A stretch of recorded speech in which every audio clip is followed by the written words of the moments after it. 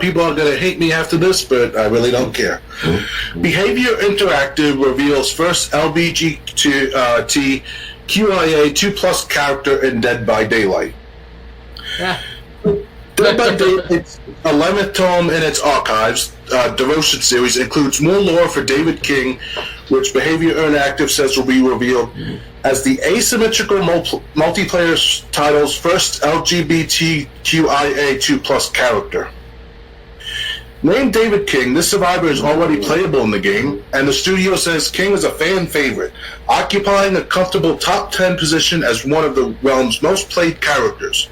However, tomorrow's new tome will allow fans to uncover memories of David King, which will shed light on their identity. Revealing them to be the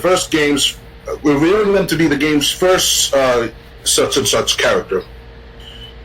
Now boasting more than 50 million players globally, Dead by Daylight's undeniable success is due in large part to its active and dedicated community.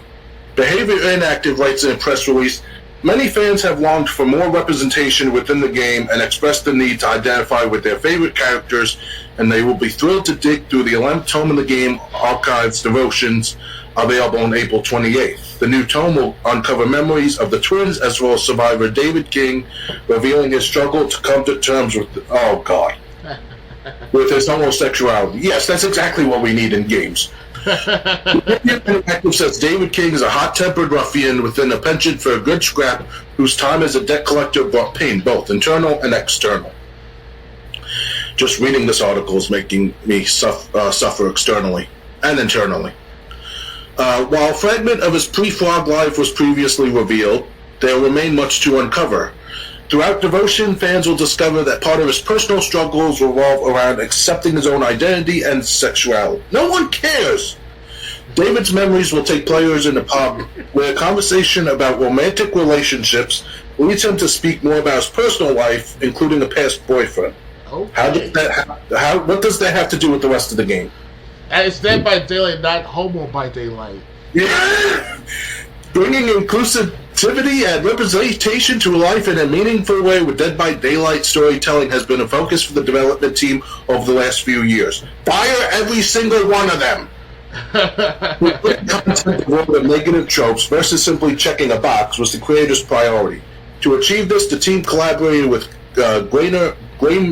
GamerX, a consulting organization dedicated to providing best practices for integration of LGBTQIA+++ division asterisk themes into established games. The nonprofit precisely offered support around in-game content and how to approach diverse stories without falling into harmful representation. Oh, God. Beyond David King, the new tome also brings additional narrative content to Dead by Daylight, as well as new outfits and collections, too. Among fans, favorite features coming with each tome of the archives are the new outfits available within the Rift. In Devotion, players will be able to unlock the New World Stowaway outfit for the twins, as well as the Night on the Town outfit for David King.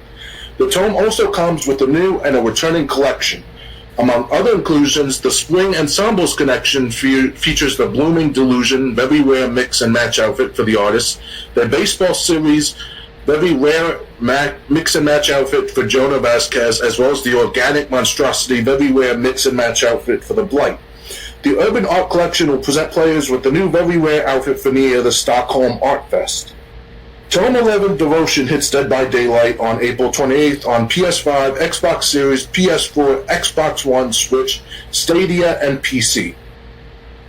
Are you excited for Tome 11? And I'm going to start off, no. I don't give a crap about LGBT, what is it? LGBT. They got so many letters now, it's almost as big as the entire alphabet. LGBTQIAEIEIO plus minus exclamation point. I don't care if you're including characters from that. It has nothing to do with Dead by Daylight. Dead by Daylight is a game where you're trying to escape without getting killed. It has nothing to. I don't care about the player's gay background, and I couldn't care less about the player's gay background. And honestly, this is what we're gonna get.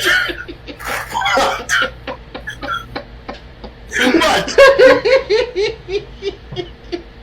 if this is what we're gonna get, I'm serious. Every person that had a hand in developing this, fire their ass. Bring in people who are gonna give us a great story and good gameplay. Not being, oh, is this guy wearing enough pink? Is this guy gay enough for everyone? Yeah, it's making gay like it's this Beyond the Daylight hours shit, dude.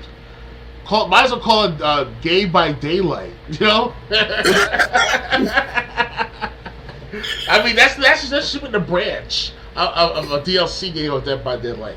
Gay by Daylight. If you ever become gay by daylight, you won the game. Hooray!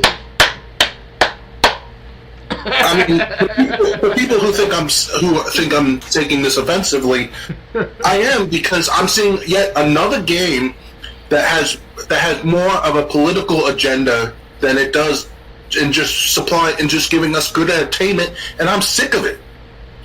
I've always been like, if people want to live their life, they can live their life however they want, as long as they're not hurting anyone else and they're not imposing their lifestyle upon anyone else that doesn't want it.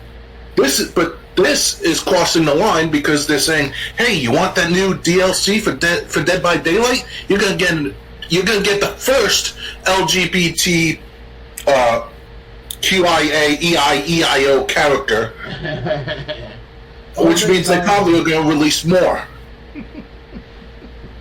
You can unless I said everything you wanted to say. Well, I have to say, I'm not trying to offend any LGBT members out there, or today, lesbian, gay, bisexual, transgender. It's just that, guys, you guys are pushing it. It's good to have the inclusion in some games these days, but not everyone's gonna like everything. You gotta do certain things. If you want a real decent style LGBT theme type of game, then put that towards those people.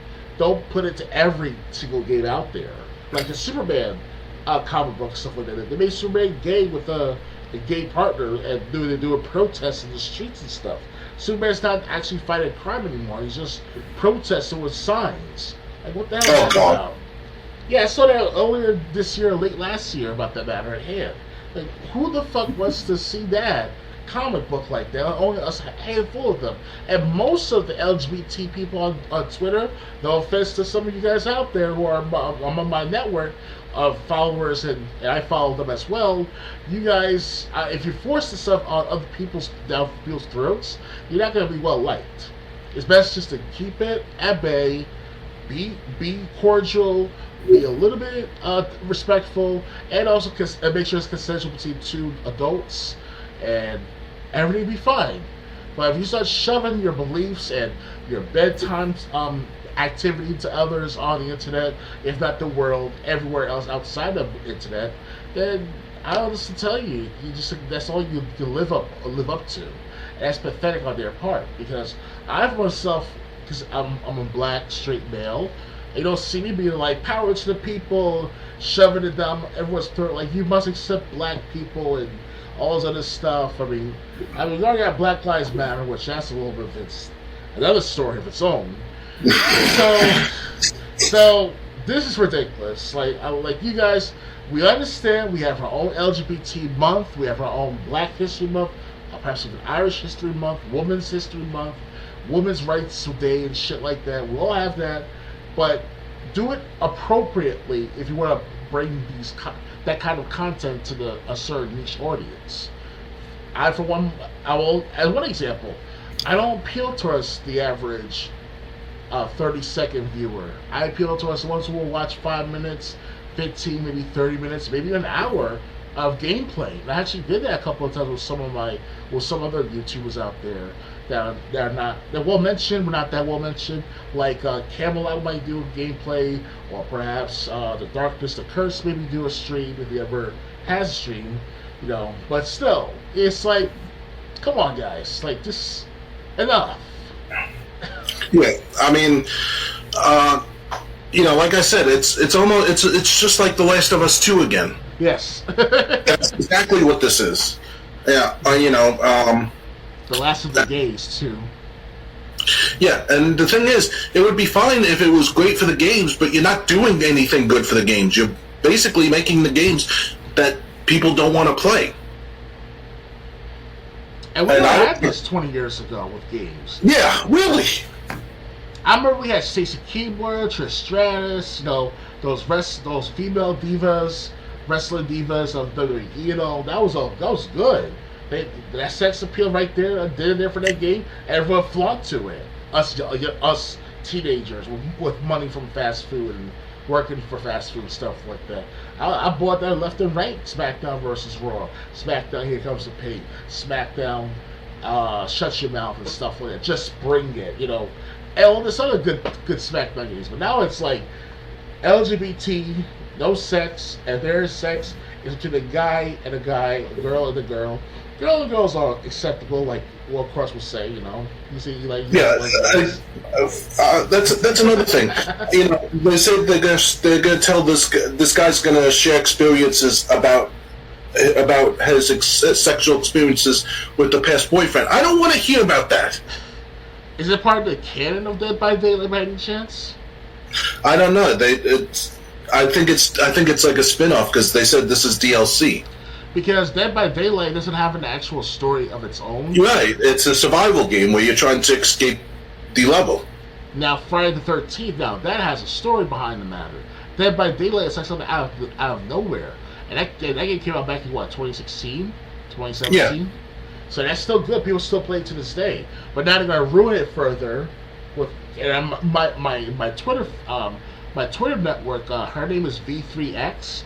Very attractive lady for her age. She's around our age, Triple J, and she plays Dead by Daylight. And I'm not sure how she's going to react to this particular matter at hand. She's not going to want to see that either.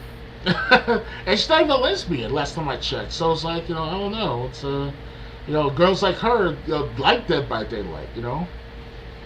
Right. So good job, Behaviour Interactive. You're officially the biggest idiots as far as developers go. Why can't we be part of these inclusion bullshit?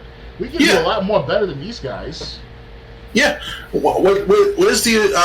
And the thing is, they said, oh well, people can relate to these characters. You know what? I don't want to play as a character I relate to. I want to play as a character who's a badass. Like take Metal Gear Solid on PlayStation. Solid Snake. He was a badass, sneaking around Shadow Moses, and smoking cigarettes, and the fights that you got, and the boss fights and everything. He was awesome. Mm-hmm. But did I say, oh, I can't enjoy Metal Gear Solid because I'm not represented? Yeah, it's like Kylo Ren in Star Wars Episode 7 through 9. Now, it may not be the best character of all time, obviously, but he's still a relevant character to those who are around the 30s and 20s age group at the time, of its time. So, 10 years, 20 years from now, I will still remember Kylo Ren character in a certain matter related to my struggle or to my, doings among others and within myself. But that's Kylo Ren. I wasn't thinking of LGBT this and black people need to be represented. Kylo Ren should be black, or Kylo Ren should be lesbian black, or whatever. It just doesn't make any sense. Yeah, if it makes, I'd rather the story and the setting make sense. What next? Are we gonna have clowns and circus folk running around in Dead by Daylight? Well, they have the clown gear in Call of Duty games as of late, especially in Black Ops 3, if not definitely Black Ops 4. Definitely Black Ops 4.